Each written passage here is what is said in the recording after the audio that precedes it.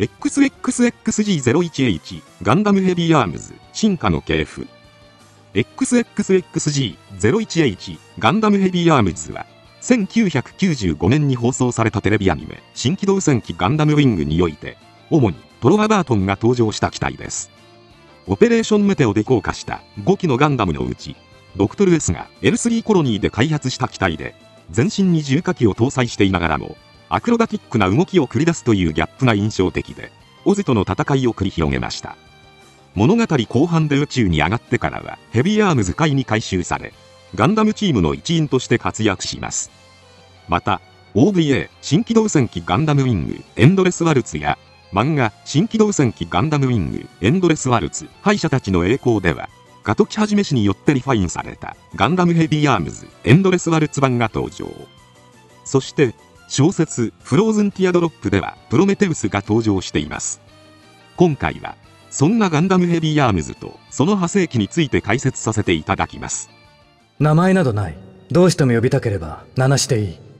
5人のガンダム開発者の一人にして火器管制システムの権威、そして女装趣味を持った変わり者でかつて H 教授と共にマグアナックの原型となるアクイラを開発した人物であるドクトル S は地球圏統一連合東図に対する反抗を目指した一大テロ作戦オペレーションメテオを計画するバートン財団のお膝元である L3 コロニーにおいてガンダムヘビーアームズを開発しました。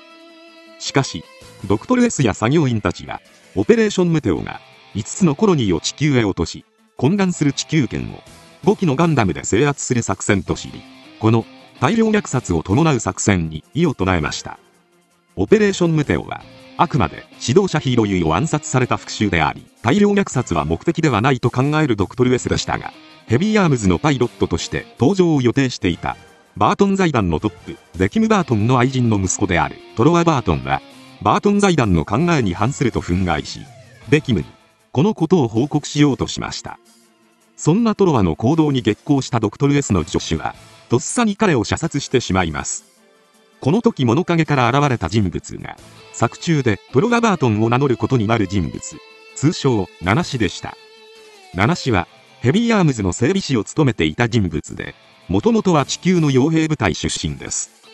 自らの帰る場所を求めて各地を転々としていましたがフローズンティアドロップ過去編によるとアフターコロニー190年に移民船の修理を担当したドクトル S の補佐を行ったことがきっかけでエンジニアとしての腕を買われ彼の下で整備士として雇われたとされています。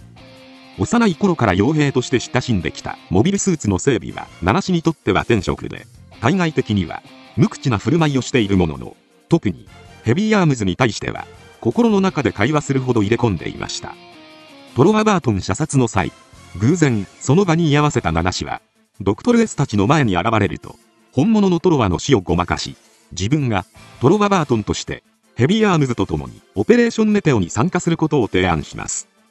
ヘビーアームズは気に入っているが大量虐殺に興味はないというナナシはドクトル S に認められトロワ・バートンと名乗りヘビーアームズと共に地球へ降下していくのでした。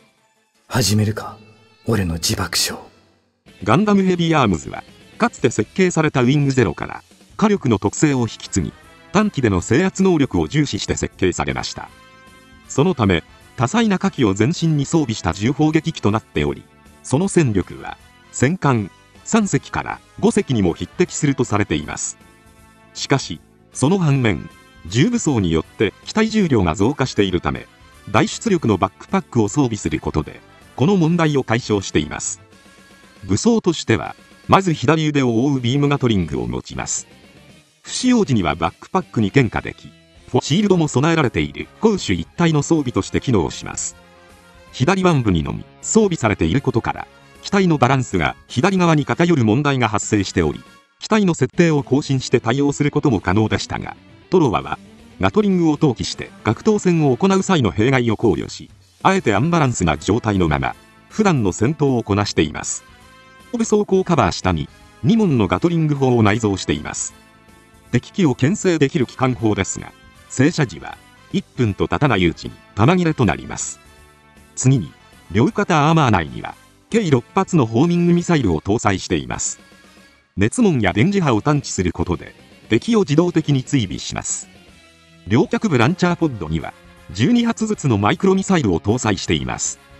書籍、モビルスーツエンサイクロペディアによると、このミサイルは追尾性能を持ちませんが、胸部ガトリング砲と合わせて、正面への攻撃能力を向上させています。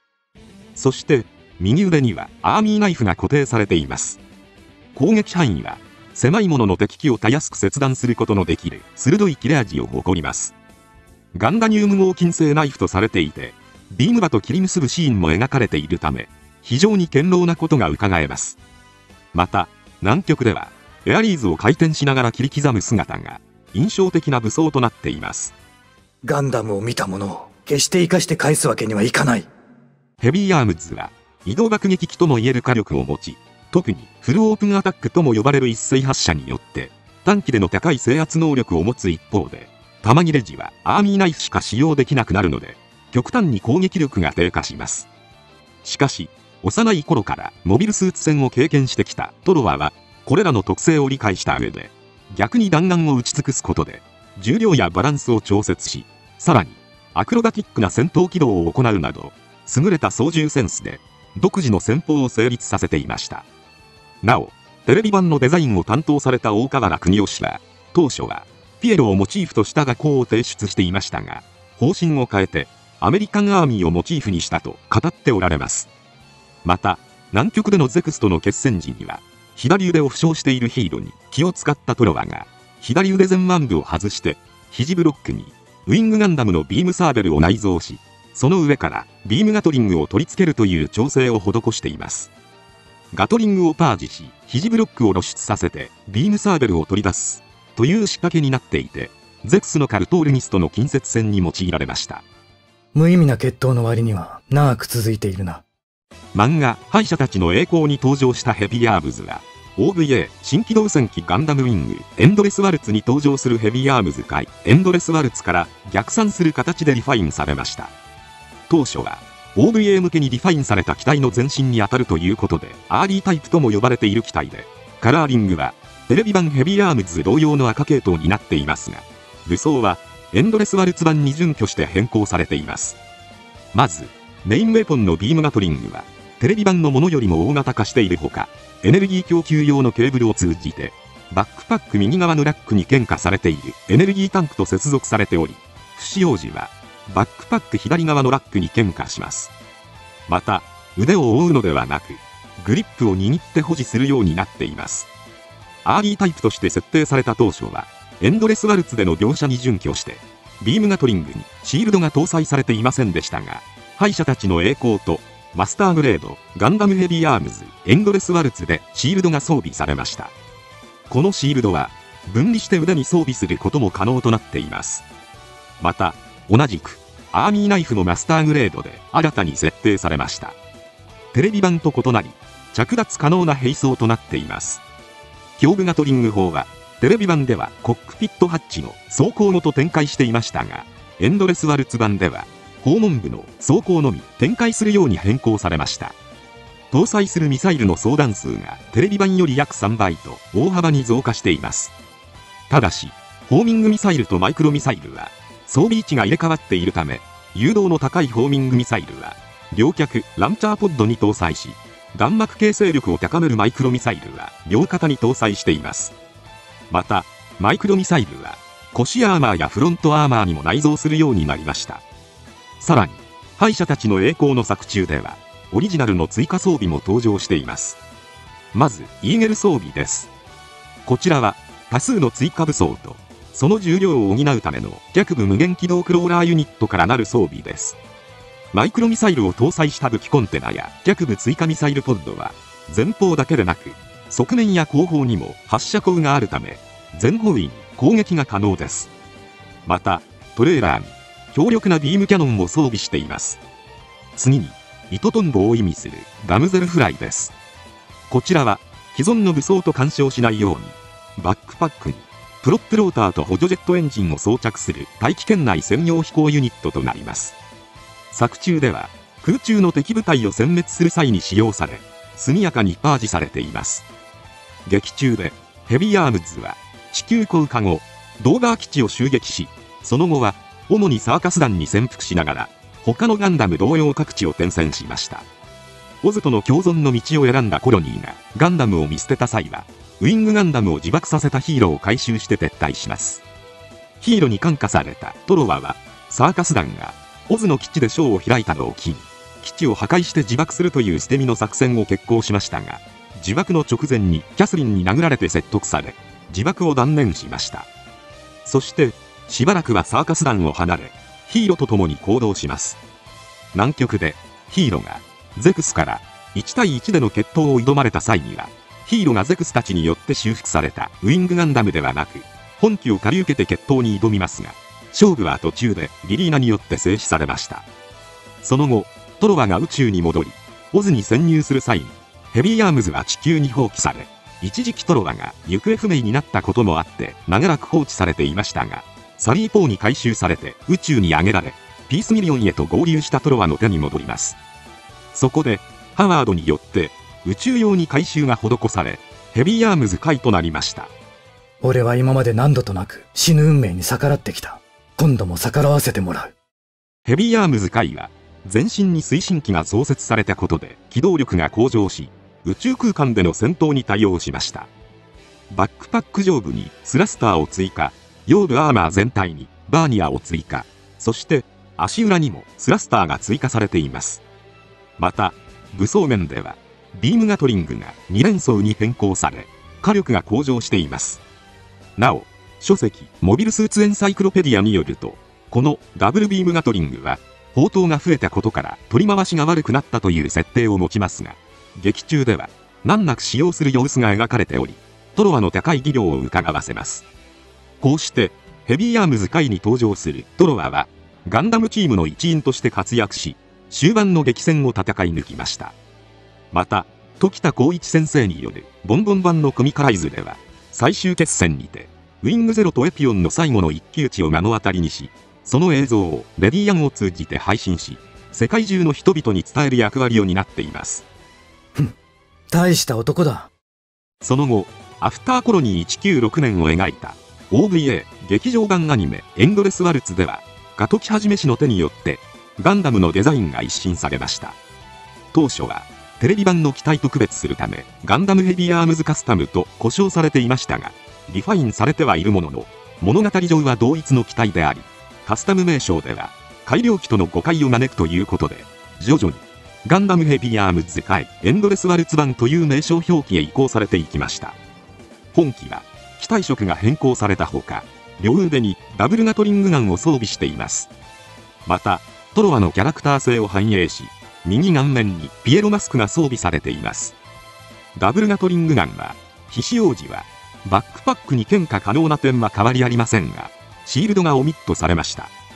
なお、本機の弾薬に関して、エンドレスワルツ劇中では、ガトリングガンで行動不能にしたサーペントが爆発しておらず、さらに、薬莢が地面に散乱していることから実弾を打ち出しているようですが、弾丸の種類は、資料によって異なる内容が書かれていて、HG100 分の1ヘビーアームズカスタムのようなガンプラ系説明書では、ビームガトリングとされている一方で、書籍、エンサイクロペディアや、ゲーム、エクストリーム VS シリーズなどでは、実弾を使用しているため、ビームなのか実弾なのか説明が定まっていないようです。また、胸部ガトリング砲の訪問数が、テレビ版やエンドレスワルツ版ヘビーアームズの2門から4門へと増加しています。ミサイルの配置はエンドレスワルツ版ヘビーアームズから変化していませんが、そもそも、フロントアーマー内に搭載されているミサイルは OVA 内では描写されておらず、HG144 分の1番以降のガンプラや、漫画、敗者たちの栄光の作中で見ることができるようになりました。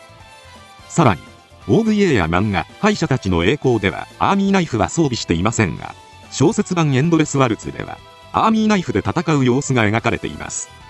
敗者たちの栄光では、ピースミリオンに回収された後、ヘビーアームズ回に回収されたテレビ版とは異なり、戦闘で中破した後に修理を兼ねて、ヘビーアームズ回への強化が行われてました。その後、アフターコロニー196年、ブーフェイのナタクを除く4機のガンダムは、平和な世界に、ガンダムは必要ないというパイロットたちの意思のもと、廃棄資源衛星とともに廃棄される予定でしたが、マリーメイヤの反乱が発生したため、これに対応するべく、カトルの手によってガンダムは回収されます。こうして、トロワの狩るヘビーアームズ回は、デュオやカトルと共にブリュッセル大統領府へと降下し、ゼクスのカルトール・ギッスリーやノインのカルトーラスと共にマリーメイヤ軍のサーペント部隊と激戦を繰り広げました。この時トロワたちは敵のパイロットを殺さないという信念を貫いて戦いを繰り広げますが、最終的に弾薬は尽き追い詰められてしまいます。しかしウィングゼロが大統領官邸の核シェルターの破壊に成功したことがきっかけとなり、戦いは終結しました。その後それぞれのガンダムを自爆させ、今度こそ平和な世界にガンダムは必要ないという信念を果たすことに成功しました。これでまたナナシに戻った。こうしてアフターコロニーの世界ではモビルスーツの存在はなくなったはずでしたが、続編となる小説フローズンティアドロップでは時代はマーズセンチュリーとなり、マーズスーツという名の機体が登場していきます。その中でヘビーアームズの系譜につながる機体がプロメテウスとなります。プロメテウスはもともとドクトル S がウィングゼロの開発とオペレーションメテオの間に開発していた試作機で、トレーズやゼクスの戦友であるエルブ・オゲネルがテストパイロットを務め、廃棄コロニーの破砕作業に使用していました。当初は頭部が DO と同様のものでしたが、後にデュアル I に換装されています。一度はカトルの父ザイード・ウィナーの命令によって解体されますが、マーズセンチュリーになり、ドクトル T となったトロワがシェヘラザードと共に再建造しました。プロメテウスはフローズンティアドロップの中で唯一明確なビジュアルが公開されている機体で、ヘビーアームズの系譜に連なる全身に火器を内蔵した機体で、ヘビーアームズ対エンドレスワルツと同じくピエロマスクを装着しています。最大の特徴は自身を超えるサイズのメインウェポン巨大十字架型重機関砲で、ガトリングガンだけでなくホーミングミサイルやマシンキャノンといった強力な火器を搭載したシステムウェポンとされていますが、具体的な搭載箇所は不明です。他にも5バックパックに追加のミサイルポッドらしきものを見ることができます。作中では回転しながらの全方位攻撃を繰り出す様子が描かれているため、十字砲の各先端に火器が搭載されているのかもしれません。フローズンティアドロップ物語開始時では完成度 80% のため装甲が完成しておらず、火星の磁気嵐への対応はステルス迷彩機能などを備えたナノディフェンサーマントで全身を覆っていました。本機はカトリーヌ・ウードウィナーに強奪されましたが、カトル・ラバーバ・ウィナーこと W 教授が狩るスノーホワイトとトロワ・フォボスが狩るシェヘラザードによって追い詰められて戦闘不能になります。その後修復されてからはカトリーヌと機体を交換してトロワ・フォボスがパイロットになり、最終決戦まで戦い抜いています。余談ですが、トロワはヘビーアームズ登場時に地上で前方に回転しながらかかと蹴りを行ったり、超級ハオウ電影弾かのように大回転しながら敵機を切り刻んだり、さらにはムーンサルトまで行っています。本機のコックピットは通常のシートなのにもかかわらず、このゲートを行っているということで、深く考えてはいけないようです。また、スーパーロボット対戦 W の中に存在する機動戦艦なでしこのイベント、なぜなになでしこをトロワがかなり気に入っている様子が描かれていたことから、トロワの BGM をなぜなになでしこの曲に変更する人たちが続出しました。そのためこの曲は時にトロワのテーマとまで呼ばれるようになっています。昔誰かが言ったような気がする。感情のままに行動することは人間として正しい生き方だと。今回は以上となります。チャンネル登録されるかはお任せいたしますので、もしよければもう一本動画を見ていただければとても嬉しいです。最後までご視聴いただきありがとうございました。